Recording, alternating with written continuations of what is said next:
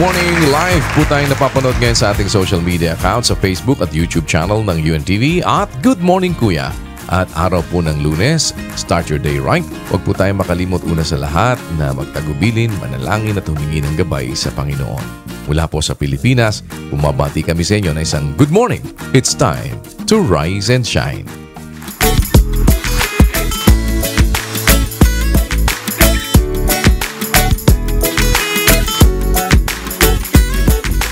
Ngayong araw po makakasama natin ilan po sa ating mga kapatid naman sa MCGI Malolos Chapter. At kausapin po natin doon ang ating representative para tayo po ay sama-sama namang sumaklolo sa ating mga kapwa-tao dyan sa lugar ng Malolos. Daroon si Brother Ray Hebulan. Brother Ray, good morning. Rise and shine. Good morning, Kuya! Rise and shine! Salamat po sa Diyos sa mabuting pagkakataon, sa buhay at lakas na ipinahiram po sa atin upang sama-sama po tayong makapagpatuloy sa paggawa ng mabuti, lalong-lalo na po sa ating mga kapwa-tao at sa ating mga kapatid, mga kasambahay po natin sa pananampalataya sa Diyos. Kuya, sa pagkakataon pong ito ay kapiling po natin ang ating mga kapatid sa MCGI Malolos, Bulacan, na lagi nyo pong kamalasakit sa lahat po ng inyo pong mga panukala na maging taga-abot or maabot yung ating mga kapwa-tao, mamalasakit po natin ang ating mga kapwa-tao, matulungan sa lahat ng kanilang mga pangangailangan sa anumang paraang ipinahihintulot ng Diyos na makagawa po tayo ng mabuti sa kanila. Kaya ang sigaw po naming magkakapatid, We love you, Kuya! Pag-ibig! Balik po sa inyo, Kuya! Maraming salamat, Brother Ray, at sa inyo po lahat mga kapatid na nandyan ngayon. Salamat po sa partisipasyon at babalikan ko po kayo mamaya para alamin sino po ating sasaklolohan sa ating mga kapwa-tao dyan sa Malolos. Pagpalain po kayo ng Panginoon. Salamat na muli sa inyo pong pakikipagkaisa. Keep on shining and keep on caring. At sa mga mahilig po ng maasim at maanghang, bago yata sa akin ito, kimchi sinigang. Parang ano yun kimchi tapos sinigang. Panoorin po natin paano ba ito ginagawa sa atin pong Cook It Right.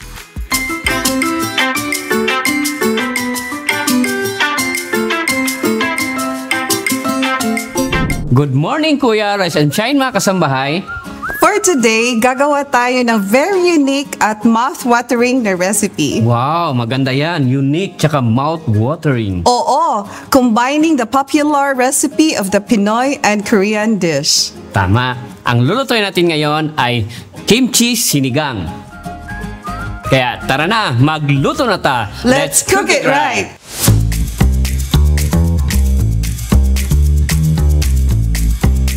Una ay marinate natin ang ating pork belly. Lagyan natin ng salt and ground black pepper. Massage and let it rest for 15 minutes.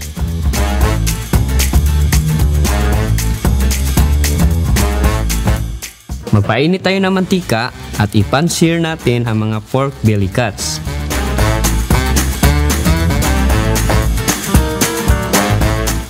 Tustahin natin ng kaunti ang both side, tamang-tama lang na lumabas yung juice ng karne. Sunod naman ang mga onions at tomatoes. Isote lang natin ito hanggang sa lumambot. Then ilagay ang chopped kimchi, haluin saglit.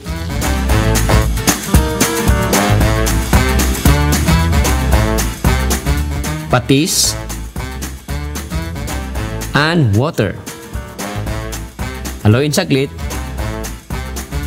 Tsaka takpan at bring it to a boil. At ayan, kumulo na. Pwede na natin ilagay ang chopped gabi. Takpan lang natin ulit at pakuluan hanggang sa lumambot ang gabi at lumapot ang sabaw. Lagyan ng sinigang powder. Adjust to taste na sakto lang sa asim sa inyong panlasa.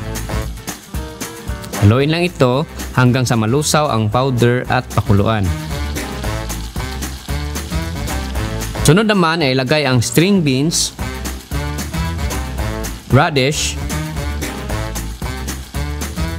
eggplant, kangkong leaves,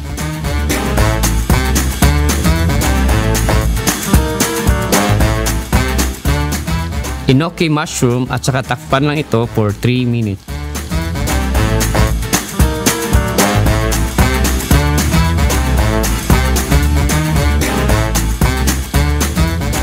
Lastly, add green chilies and kimchi.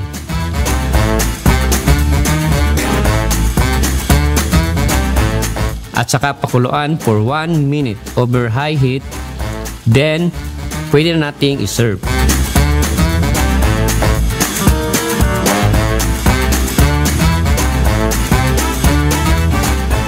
Alright! Luto na ang ating kimchi sinigang.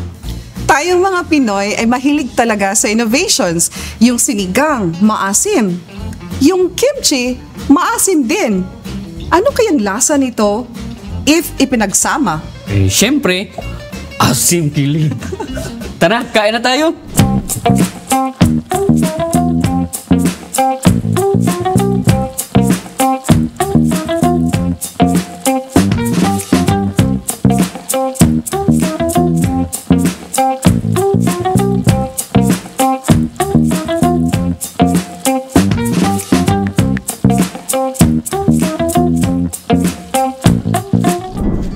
At huwag kalimutan, bago kumain, manalangin.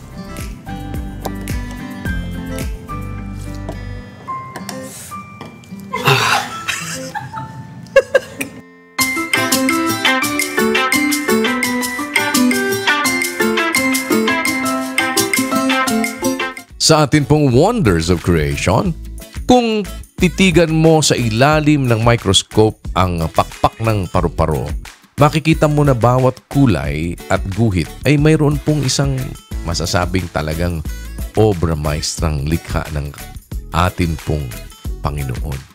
Tuklasin natin ang hiwaga ng butterfly wings at kung bakit ito tinawag na microscopic masterpieces sa atin pong Wonders of Creation.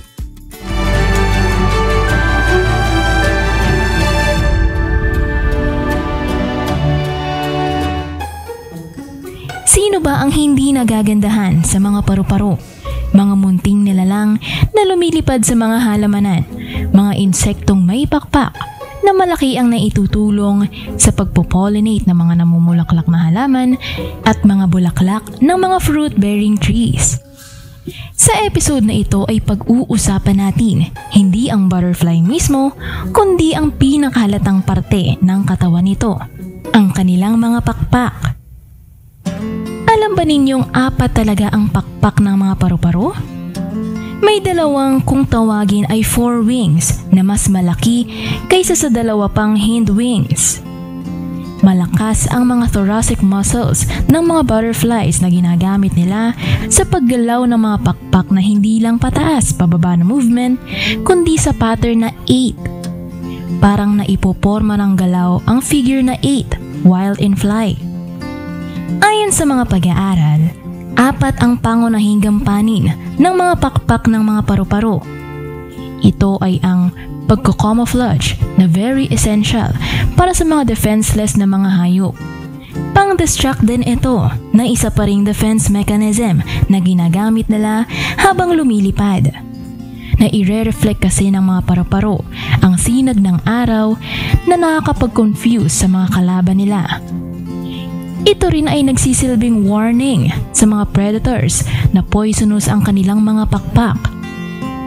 At huli, ito ang kanilang communication sa kapwa nila butterflies. Sa kabuuan, nakikita lang natin ang 4 na makikintab na mga pakpak. But these wings have numerous scales na tinatakpan ang buong pakpak kasama na ng mga microscopical hairs. The scales comprise chitin na nagre-release ng pheromones habang nagtatalik sila. Ang chitin din ang responsible sa pagpaprovide ng exquisite na color pattern sa mga pakpak. Ito din yung mismong mga powdery substance na natatanggal kapag nahahawakan mo ang mga paru-paro at kadalasang dumidikit din sa mga daliring nakahawak. Kung ano man ang ganda na nakikita natin sa bigger picture, ang mga scales na ito ay ang tunay na microscopic visual treat. Under a microscope, sila mismo ay mga obra maestra na may mga kulay na naidisenyo hindi lamang sa defensive purpose ng mga butterflies, kundi sa kanilang aesthetic appeal na rin. Ang mga scales na ito ay purposefully put together in a perfect pattern that evoke amazement sa mga nakakakita. Ang ganda ng butterflies ay naia-attribute sa mga pakpak nito, at ang mga pakpak naman ay utang sa mga saktong pagkakasalansan ng mga extremely tiny puzzle pieces that forms the exquisite living art that is a butterfly's wing. Hindi natin maitatanggi ang kagandahang nasa mga paru-paro na puno pala ng mga functions for survival. Ngunit lingid sa popular na kaalaman, mga microscopic scales pala ang bumubuo nito. Sadyang hindi nalilimitahan ng kung ano lamang ang nakikita na kagandahan ng mga nilikha. May mga bumubuo pa nito na equally beautiful din. Kinakailangan lang din ng agham at teknolohiya para masusing masuri ang mga kamangha-manghang microscopic composition ng mga nilalang. Sapagkat sila man din, kahit maliit, ay malaki naman ang halaga sa kanyang mga wonders of creation.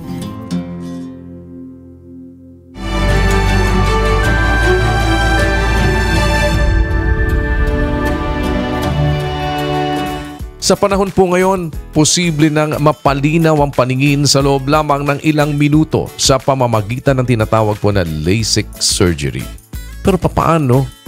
At ito ba ay pwede bang gawin sa lahat? Paano ba itong ginagawa? Alamin po natin sa ating Now You Know.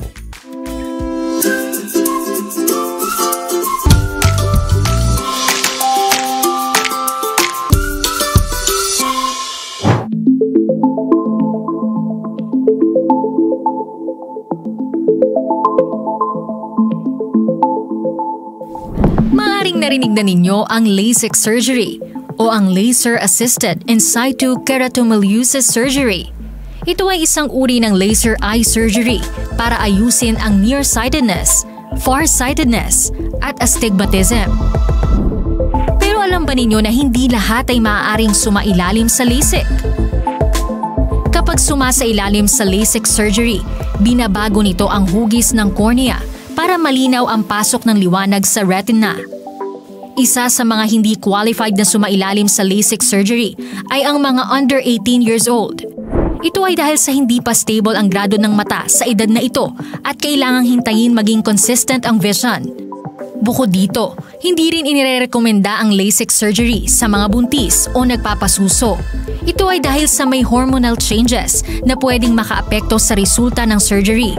Mas makabubuti kung maghihintay munang matapos ang pagbubuntis at breastfeeding bago magpa-assess para sa surgery.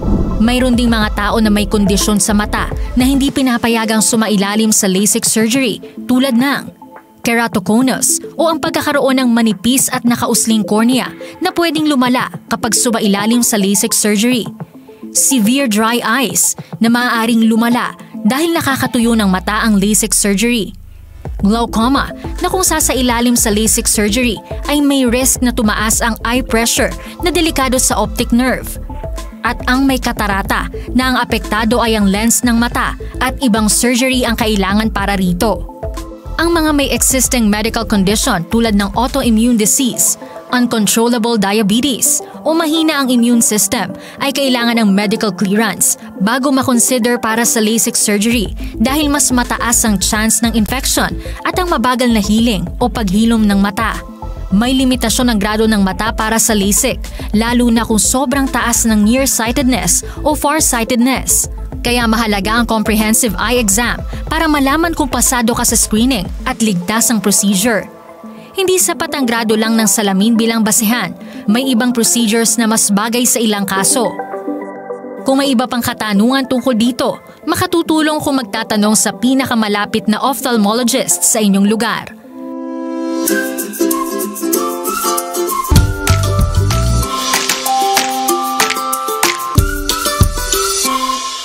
Sa madalas na pagkakataon, ang tamang diskarte at matalinong pagtitipid ang paraan para hindi tayo mahirapan sa buhay. Bukod sa una sa lahat ay ang pagtitiwala natin sa magagawa ng Diyos. Pero alamin natin ang ilang kakaiba pero praktikal na paraan para tayo makapagtipid. Dito po sa ating You Can Do It.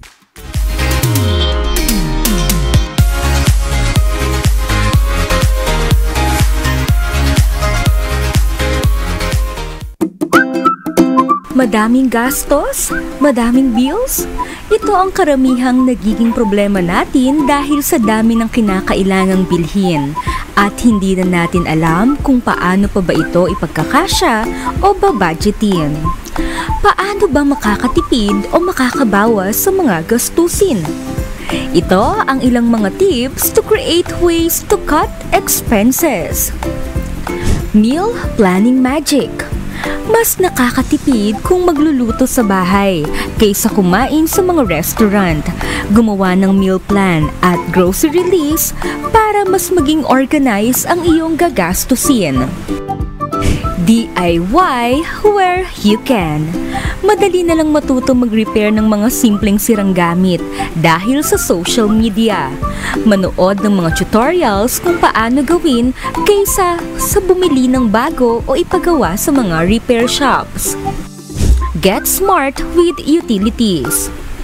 Kahit naka-off, may mga electronic devices na gumagamit pa rin ng kuryente kung hindi ito tinatanggal sa saksakan. I-unplug ang mga ito kung hindi naman ginagamit. Pwede rin gumamit ng nauuso ngayong mga solar power upang mas makatipid. Embrace thrifting and second-hand shopping. Marami ngayong magaganda sa mga second-hand stores na mura lang at matibay. Practice the 30-day rule. Wait 30 days before buying non-essentials. If you still want it after a month, consider it. Ang pagtitipid ay hindi ibig sabihin na kailangan mong i-give up all the things you love. Many people believe that budgeting means staying at home, avoiding social events, and cutting out of fun activities. Pero sa tamang paraan, pwede kang makabawas sa gastusin habang nagagawa mo pa rin ang mga bagay na gusto mo pa rin magawa. You can do it!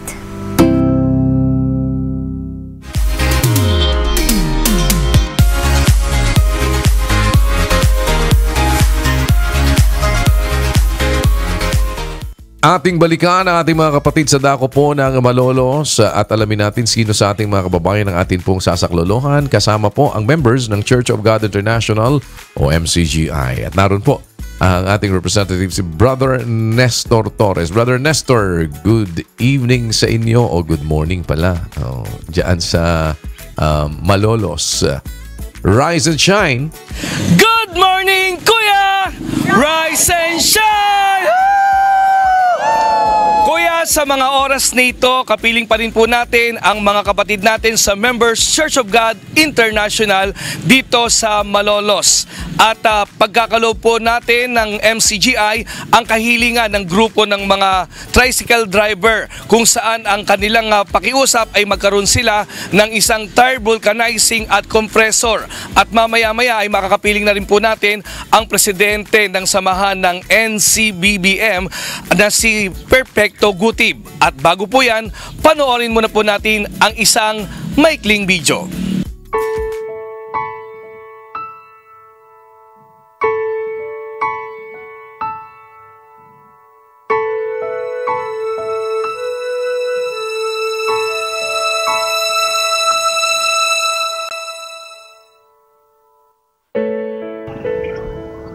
Ako po si Perfecto Gutib, presidente ng NCBBM, Malolos, Northern Capital View Park. 1999 pa ako kami dito, kasama namin. Humihingi lang sana ako ng kunting tulong sa inyong samahan na MCGI Boss Daniel na rason na matulungan mo ako sa aking kahilingan na sana ng isang pang compressor at isang vulcanizing set na nagagamit ng aking product kasi minsan kasi napaplatan yung mga kasamahan ko. Medyo malayo din po kasi yung vulcanizing, hindi po sila matulungan kaya nagpapanol, babit pa ako sa inyong samahan na mabigyan niya ako ng ganong kahilingan.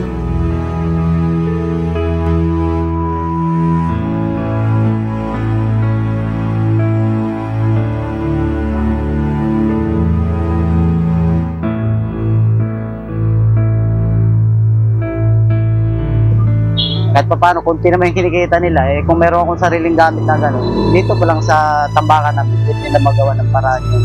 At sila na lang magpa-vulcanize sa sarili nila.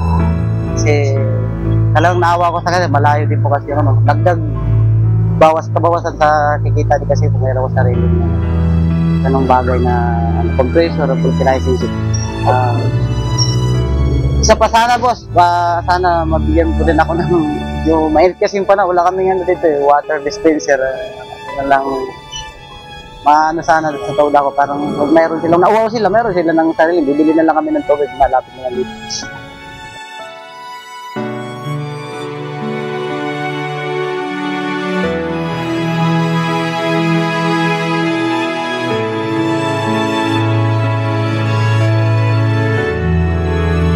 Tagal na ba na yan? Wala namang naisip ko lang talaga sa inyo mahingi ng konting bagay naman. Maraming salamat sa bigay at kayo ang tulay. Sana mabigyan niyo ang kahilingan.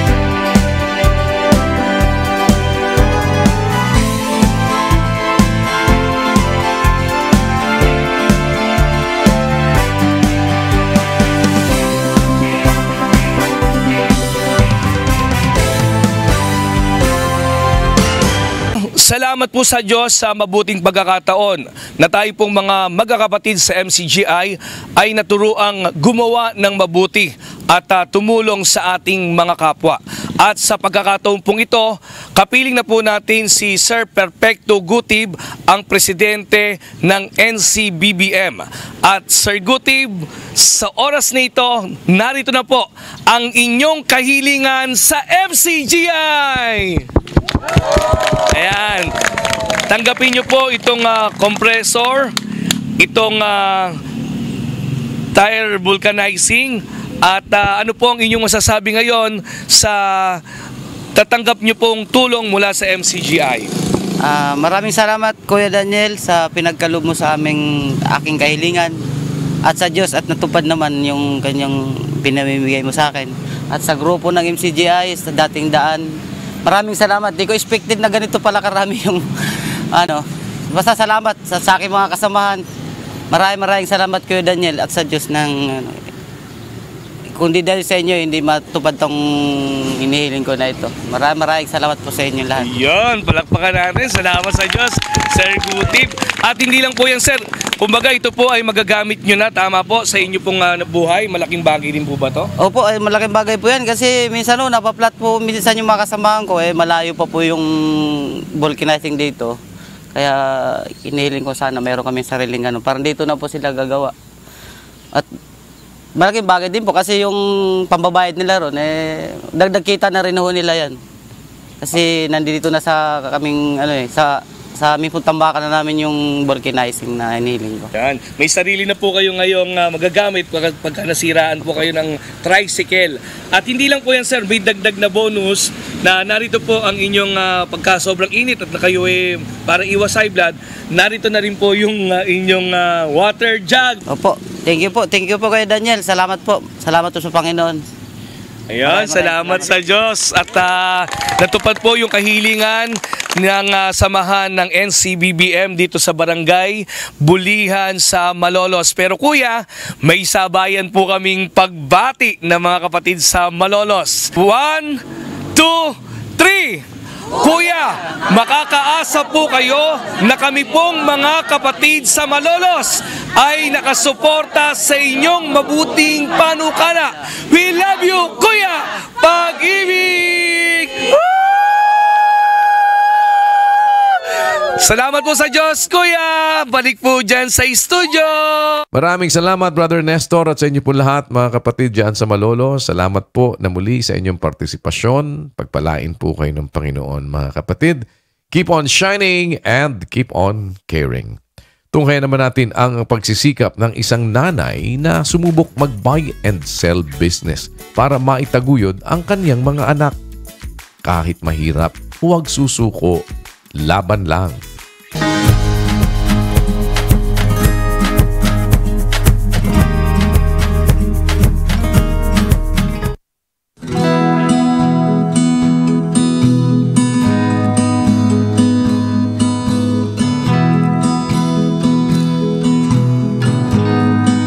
Ako po si Brenzel Bragado, 28 years old. Kasalukuyan po nakatira sa City of Dasmariñas, Cavite.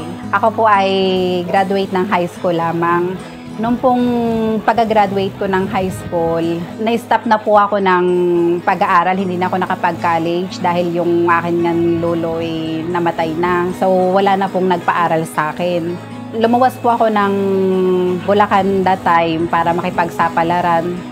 Tapos ayun po, nakahanap ako ng work doon as factory worker. Tapos after po noon, nangatulungan din po ako. Napunta naman ako ng Las Piñas. After po noon, pumunta po ako ng Maynila. Ayun, nakahanap po ako ng iba't ibang work naman noon. Tapos after ko pong mag-resign, nagkaroon po ako ng anak. During pandemic po noon, 1-year-old po siya noon. Tapos nagsimula po akong magkaroon ng, yun nga, yung buy and sell po. Buy and sell. Tapos nagsimula lang ako sa, parang nag-i-scroll lang ako sa Shopee.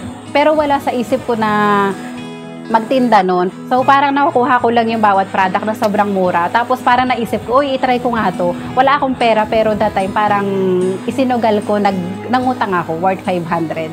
So in-order ko yung mga product na yun hanggang sa pinost ko sa Facebook. Awa tulong, nag-ano siya, parang nag-boom kasi nga pandemic, parang sobrang daming baby. Sobrang patok niya. Tapos after noon, ayun na, medyo parang patapos na yung pandemic. Humihina na rin siya kasi nga face-to-face na yung mga mami, lumalabas na, nakakabili na sila actual sa mga store. Hindi ko naman siya tinigil, nandiyan pa rin, may mga stock pa rin ako. Kung may mag-i-inquire, sige lang, kuha lang sila. Pero after that, nakaisip na naman ako ng bago. Sabi ko, magtinda naman ako ng mga food naman, gawin kong almusal. Tapos ayun, nakakaano naman po, kumbaga yung tinubo ko dun sa mga baby product ko, yun yung ginawa ko naman puhunan dun sa mga almusal ko. Hanggang sa, okay naman, dire-diretso. Pero after nun, siguro, parang napagod. Tapos nag-try na lang ako na ipag-alok-alok na lang hanggang sa, ayun, tuloy-tuloy naman po yung paggawa ko na mga dessert hanggang ngayon. Gumigising po ako ng alas 2 para mag-prepare ng mga ititinda ko sa almusal sa umaga. Pagdating naman ng 9 o'clock, tapos na ako nung magtinda. Pag nagising na siya, asikasuhin ko na siya. Tapos after nun, pupunta naman ako ng palengke. I-prepare naman yung luluto, yung para sa akin na bukasan naman. Tapos after nun, pag nakabalik na ako ng bahay, tapos ayun, doon naman ako gumagawa ng order na yun yung mga pang baby product. Naisip kong pasukin tong business nito kasi wala naman akong trabaho, tapos yung sahod ng asawa ko kapos. Kumbaga, hindi naman ganun kalakihan. Tapos parang libangan ko na rin siya since full-time mama ko para ma-survive ko din yung anak ko, para na rin sa mga pangangailangan niya araw-araw.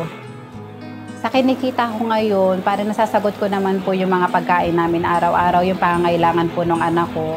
Minsan, pandagdag din po pag kinakapos yung sahod ng asawa ko. Pandagdag din po sa mga bills at rent. Ang pinagkaiba po kasi nung work ko dati sa work ko ngayon, kumbaga kung yung kitaan, ikukumpara ko, mas malaki po talaga dati kumpara doon sa kinikita ngayon. Tapos yung dati po kasi parang that time po kasi wala pa akong anak, parang sige pasok lang sa akin ng pera. Ngayon kasi parang mas masaya sa puso na meron palang ganito, yung tipong kahit kunti lang yung kita mo, nagiging kontento ka. Kasi nakapokus ka lang doon sa family mo, sa anak mo. Wala naman po akong pinagsisisihan sa buhay kasi unang-una, syempre dumating sa buhay ko yung anak ko. Parang sa yung palang blessing na. Tapos kung meron, yung mga opportunity naman po, actually nagagawa pa rin naman po hanggang ngayon. Pangarap ko sa anak ko syempre yung hindi ko na-experience makapagtapos ng college. Kaya yung gusto ko sa kanyang gawin yun. Pinangahawakan ko na lang po sa buhay is maging kontento ka sa kung ano yung bigay sa iyo. Kung ano yung binigay sa iyo ng Diyos. Ang may papayo ko lang po sa mga nanay na katulad ko, na may mga pinagdadaanan problema sa buhay, tulad niya sa atin bilang nanay nga hindi mawawala yung ma-short ka sa financial. Kumbaga, magtiwala lang sa Diyos. Meron talagang problema na dumadaan sa atin, hinahamon tayo ng buhay sa bawat araw. Matuto lang po tayong magtiwala at sumampalataya sa Diyos na nakalakip nito ang panalangin sa bawat araw, na samahan po natin ang gawa at pagsusumika para sa ating mga mahal sa buhay, lalo-lalo sa ating anak. Ipagtiwala sa Diyos lahat ng ating ginagawa, laki pa ng sipag at tiyaga, laban lang.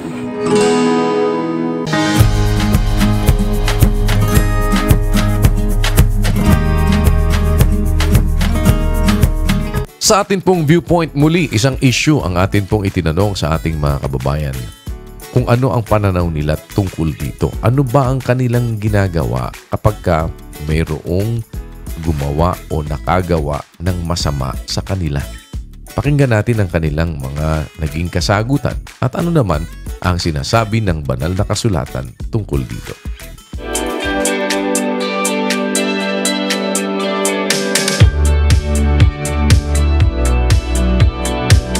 Kasi darating ang time naman, tayo din naman na magkasala. Pag hindi naman tayong patawad, hindi rin tayo patatawarin. Pinapalipas ko muna yung galit ko. Tsaka ko sila kakausapin ng personal para hindi rin ako makapagtanim ng sama ng loob sa kanila. Yun na lang yung paniwalaan nila. Pero ako patuloy lang naman ako sa ginagawa. Siyempre magtatampo ka. Masama ang lumaban ng masama sa isa pang masama.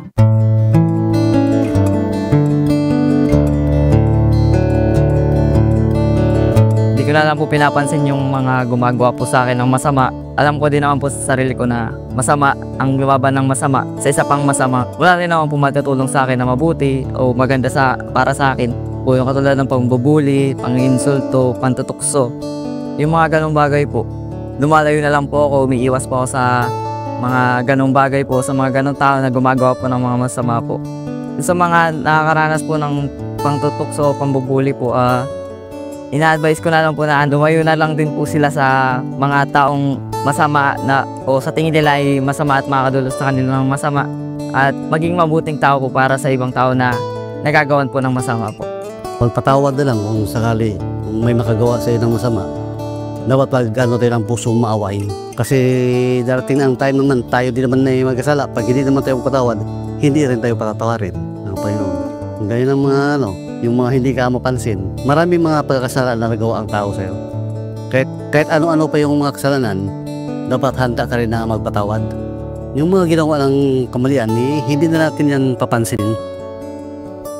Para sa akin, kapag may nakagawa ng masama sa akin, pinapalipas ko muna yung galit ko. Pagkatapos, tsaka ko sila kakausapin ng personal para hindi rin ako makapagtanim ng sama ng loob sa kanila. Kasi parang pagka nagtanim ka ng sama ng loob sa kanila, parang kabawasan mo yun kasi galit ka sa kanila. Kaya dapat kung may gagawa sa'yo ng masama, akapain mo muna yung galit mo kung tsaka mo sila kausapin ng masinsinan para mapag-usapan nyo yung mga nagawa niyang mali.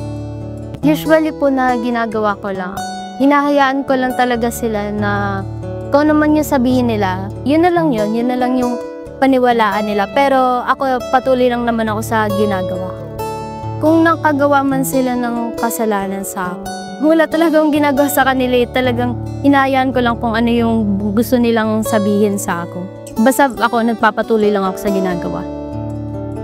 Yung totoo lang po, sa una, syempre magtatampo ka, pero ipapadalangin mo siya. Dahil sabi nga, huwag kang gagawa ng masama or gaganti ng masama sa gumawa sa'yo ng masama. At saka, para rin na rin siguro sa sarili mo kapanatagan, para magkaroon ka ng peace of mind, ganun. Kasi, ang hirap naman magtanim ng sama ng loob. Minsan, challenge din kasi, parang minsan nga, gusto mo pang gumanti talaga. Yung totoo, sa normal. Pero mahirap, pero kailangan.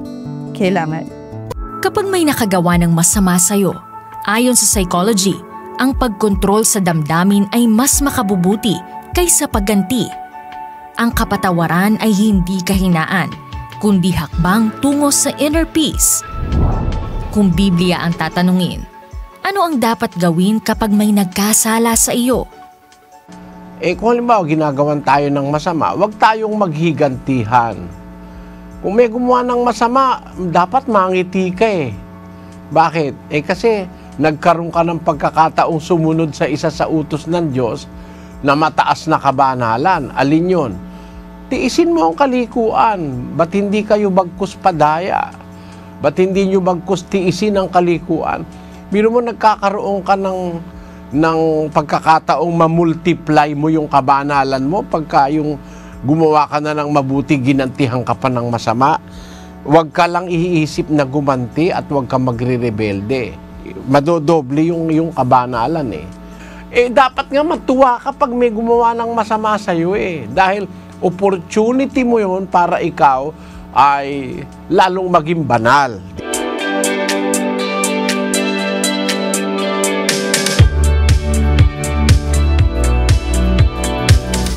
Muli po sa ating layunin at patuloy na pagsisikap na atin pong maipalaganap ang paggawa ng kabutihan at pagpapakita ng pag-ibig sa ating mga kapwa-tao. Isang social experiment po ang muli nating isinagawa.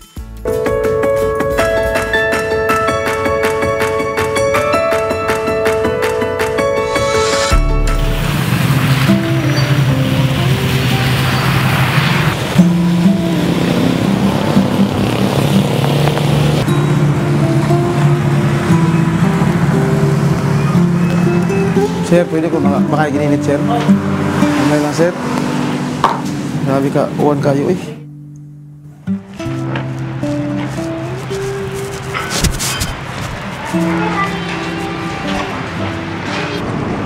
Pwede makagininit, boss? Oo, mamaya lang. Salamat. Ma'am, ng hapon, ma'am. Ma'am, pwede makapangayog ininit, ma'am? Gamay lang, ma'am. Oh, gamay lang kayo, ma'am, be. Kay nawan-awan na nagigoy. Salamat. Ma'am, ang to.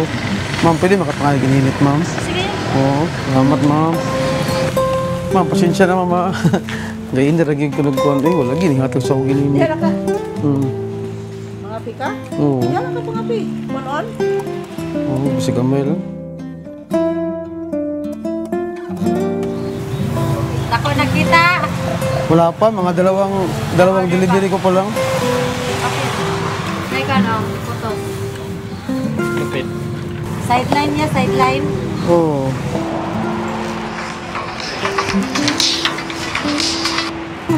Salamat kayo sa... Awan siya mana. Kambul-kambul na maginigapan. Wala para ba ko'y kita? Ay, gira yan. Kano na yan? Salamat ha. Wala para ba ko'y... Mabi ka? Sige, salamat kayo, ma'am. Mabi ka? Oo. Salamat, ma'am. Thank you kayo. Pag makakita ako, ma'am, bayad ako sa kape, ma'am. Sige. Yan, isabaw ya, sa baboy. Sige, salamat. Pwede ako rin ikuha ng bayad unya, ma'am. Makadeliver ko, ma'am. Pero yan, bayad yan. Salamat. Okay, sa baboy.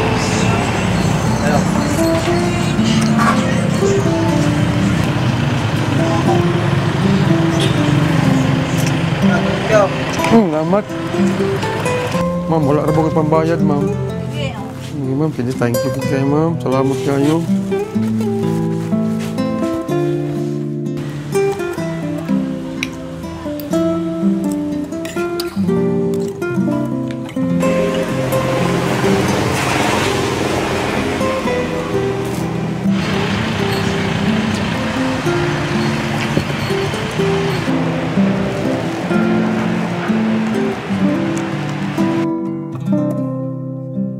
Dala niyang pagkain, isang pan lang, isa lang. Tapos yun, binigyan ko ng ganun para mayroon siya makain ba. Pag naay mo, mga bitaw sa imong kuan, kaning pagkaon man lang or kaning anything may mo ma-share ni mo, ihatag yun mo kay first of all nga dili man po ni ato tanan nga blessings gyud nga atong madawat.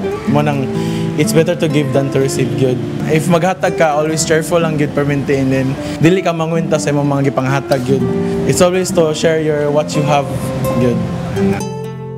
Wala ko'y duda sa iya, ako lang istabang. Napalang ko'y cash, tagaan ko to siya. Kuha na, naluoy ra ko.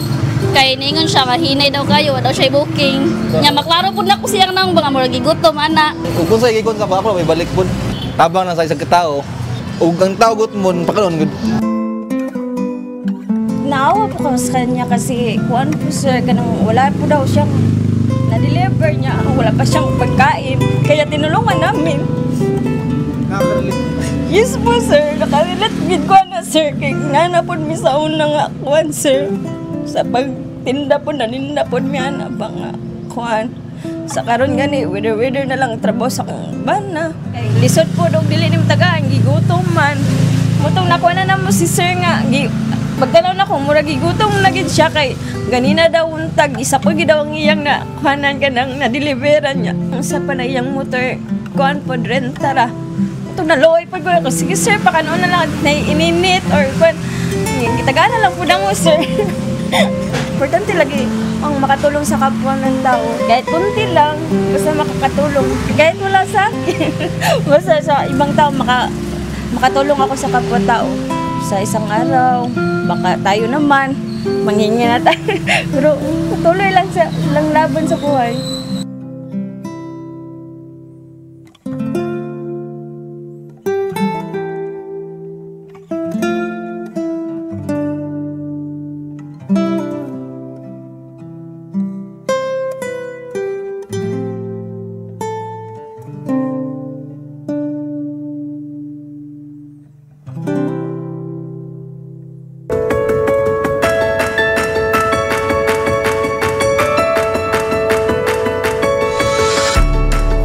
Dahil Monday, ito po ang regular day ng ating medical mission dito po sa ating lokal ng Doña Orani sa Pulangco Street, Barangay Doña Orani, Bataan. Kasalukuyan po ay naglilingkod ang atin po namang medical mission dyan ngayon. Nagpasimula na po kaninang alas 5 ng umaga ang ating registration. Tatagal po yan hanggang alas 9 ng umaga. Kaya yung mga malapit sa area at ibig pa rin po makapag-avail ng mga libreng serbisyong medikal kasama po ang dental and optical dahil nandyan po ang ating ding mobile dental and optical clinic. Maaari po kayong makapagsadya dito po sa ating lokal ng Doña sa Orani sa Pulangco Street, Barangay Doña Orani, Bataan. Libre po ito, wala po kayong aalalahanin anumang babayaran at andyan po ang ating din namang kaunting pangtawid gutom habang kayo po ay naghihintay na mapagsilbihan. Sa pagkakataong ito, makibalita tayo sa ating pong mga kapatid na naririyan ngayon para makapaglingkod sa ating mga kapwa-tao, ang ating mga kapatid mula po sa MCGI. Good morning po sa inyo dyan!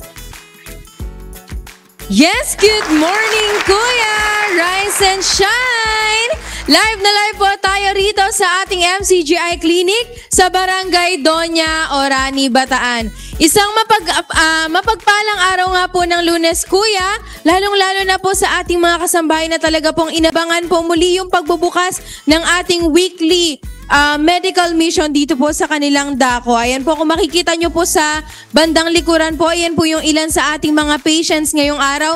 At syempre, patuloy pa rin po yung pagdating po nila. Kung saan kanina nga po, wala pa pong alas 5 ng umaga ay nagsimula na po silang magpunta dito sa ating venue para po agad po sila makapagpa-register sa kanila pong kinakailangang libreng medical services or sa kanilang i-avail ngayong araw or ngayong umaga po. At habang yung mga kababayan po natin or yung ating mga kasambahay ay naghihintay po sa kanilang turn or sa ating waiting area, ay meron na po tayong sinaserve na free almusal or breakfast po sa ating mga kasambahay ngayong araw. Ayan, prepared po yan ng ating mga kasamang MCGI volunteers na mainit na kape at syempre po almusal po para po hindi na po nila kailangang intindihin po yung kanilang gutom or kung sakaling kailangan po nilang mag-almusal yung mga hindi pa po nag-almusal dahil maaga nga po silang nag-prepare at nagpunta po dito sa ating venue. Kaya naman po sa mga nais po pong humabol, kaya po nang sabi niyo, Kuya,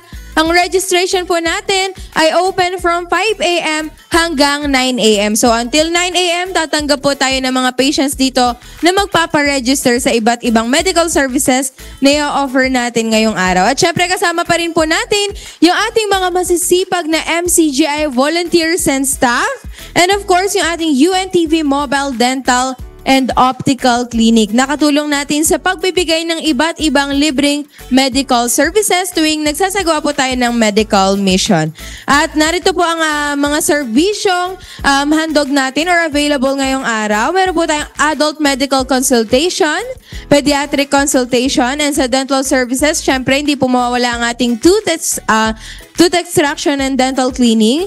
Meron po tayong optical services and po eye check-up with free reading glasses po yan. Yan po yung ating ino-offer. And syempre, meron pa rin po tayong legal consultation. And of course, kung sila naman po ay resetahan ng ating mga doctors ng gamot, ay pwede na rin po nila, yung i-avail and i-claim mula sa ating MCGI Pharmacy for free. Ayan nga po, Kuya, para naman po sa mga nais pa pong magtungo dito, sa mga hindi pa po nakakaalam ng ating venue, ito po ay nasa looban. Ito po ay sa Polanco Street, Barangay Orani or Barangay Doña sa may Orani, Bataan. And sa mga nag-aalala naman po sa pamasahe, meron po tayong available na MCGI libreng sakay tricycle na pwede pong maghatid at sumundo sa atin mula sa kanto hanggang dito po sa ating venue ng MCGI Clinic.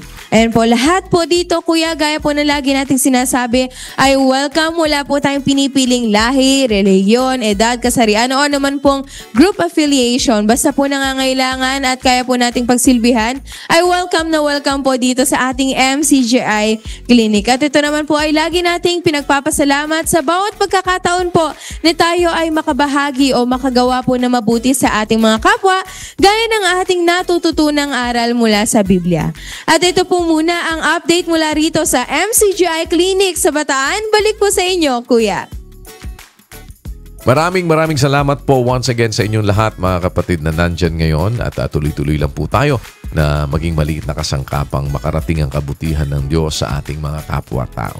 Pagpalain po kayo ng Panginoon at yung mga gustong makahabol hanggang mamaya pa pong 9 o'clock ang ating pong registration. Yan po ang ating cut-off. Kaya maaari pa po kayong humabol. Maaga-aga pa po. Meron pa tayong panahon para po makapag-avail ng mga libreng serbisyo na nariyan po sa ating medical mission ngayon. Salamat po muli sa ating mga kapatid. Keep on shining and keep on caring. At muli po ang ating paanyaya para sa ating pong opening ng ating mass indoctrination on Monday, May 26.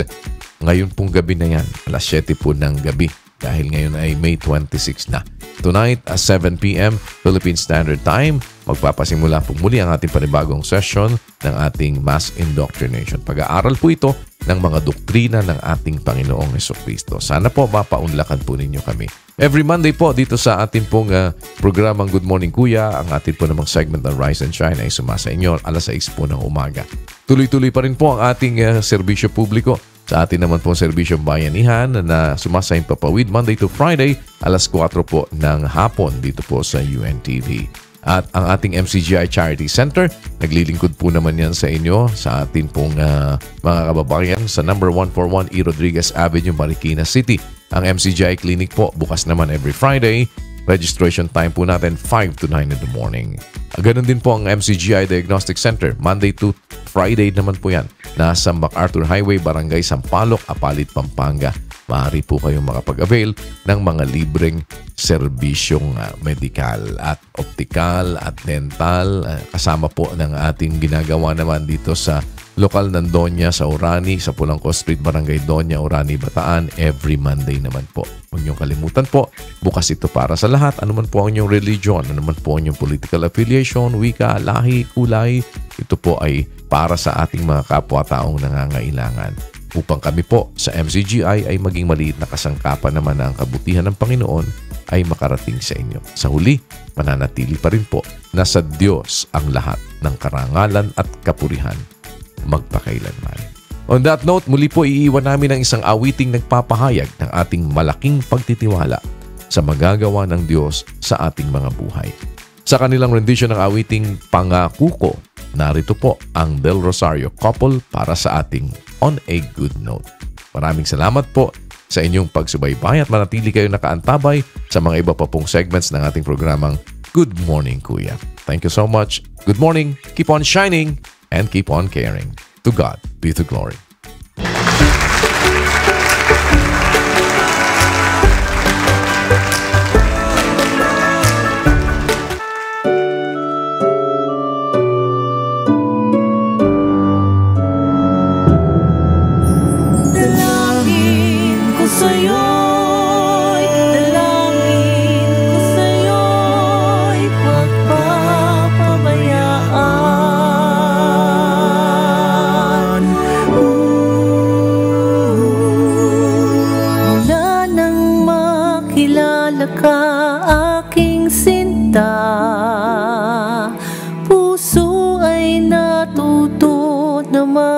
Magpakumbaba sa katwiran na hubog ang aking diwa. Nakamtan ko ang iyong pagkalinga.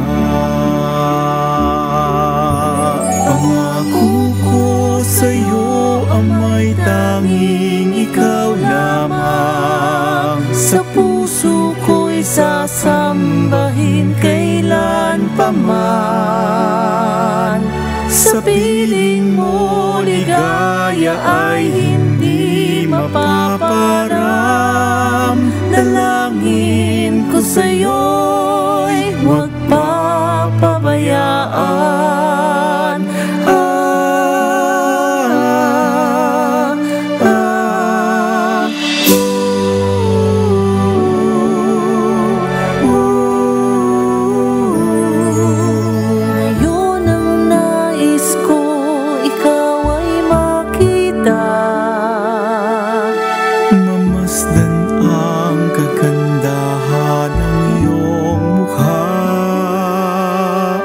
Tulungan mo sa hirap na nadarama. Hanguin mo sa aking pagdurusa. Pangako ko sa'yo ang may tanging ikaw lamang. Sa puso ko'y sasambahin kailan pa man. Sa piling mo ligaya ay hindi mapaparam. Dalangin ko sa'yo'y huwag papabayaan. Lingapin mo, maawa ka aking Ama. Bilangin mo